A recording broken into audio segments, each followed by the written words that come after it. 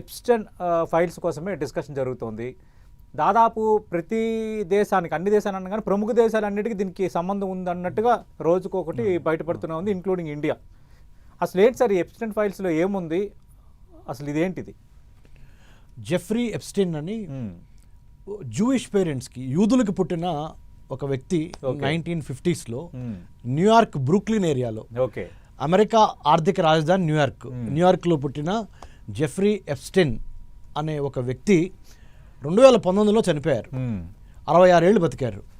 ఈ 66 ఏళ్లలో అతని యొక్క జీవిత సారాంశాన్ని కనుక మనం తీసుకుంటే, అతను జూయిష్ పేరెంట్స్కి పుట్టి అక్కడ అమెరికాలోనే న్యూయార్క్లో పెరిగి రాజకీయవేత్తలు, ఇండస్ట్రియలిస్టులు, కార్పొరేట్సు, మీడియా, ఫిల్మ్ పర్సనాలిటీసు, సైంటిస్టులు, ప్రొఫెసర్సు, అంటే డిస్టింగ్విష్డ్ ప్రొఫెసర్సు, హాలీవుడ్తో సంబంధాలు అన్నిటికీ మించి ఇతని మీద వచ్చిన మెయిన్ అభియోగం ఏంటంటే, చిన్నపిల్లల్ని, ముఖ్యంగా 14 సంవత్సరాల నుంచి 16 సంవత్సరాల అమ్మాయిల్ని, లేదా ఇంకొద్ది పై వయసున్న యువతల్ని, America is called land of immigrants. ప్రపంచంలోని వేరే వేరే దేశాల నుంచి చాలామంది అమెరికా వచ్చి అమెరికాలో స్థిరపడటానికి వస్తారు. వచ్చినప్పుడు వాళ్ళకి ఎటువంటి ఎంప్లాయ్మెంట్ కానీ, ఆర్థిక ఫైనాన్షియల్ సెక్యూరిటీ కానీ, హోమ్ సెక్యూరిటీ కానీ ఇలాంటివి ఉండవు. వాటిని అతను క్యాష్ చేసుకొని వాళ్ళని ఎరగా చూపించి వాళ్ళతో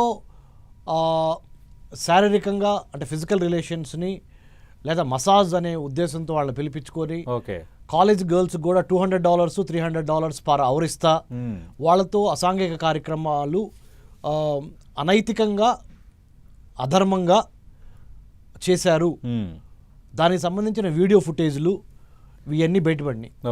ఇలా ప్రతి దేశంలోనూ ఇలాంటి క్యారెక్టర్ ఒకడు ఉంటాడు.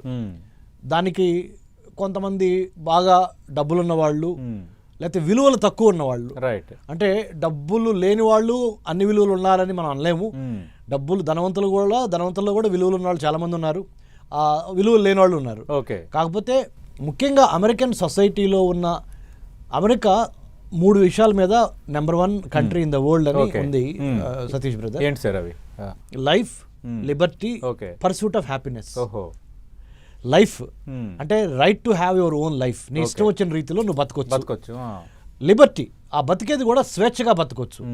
మూడోది పర్సూట్ ఆఫ్ హ్యాపీనెస్, అంటే జీవితం యొక్క పరమార్థము సంతోషము.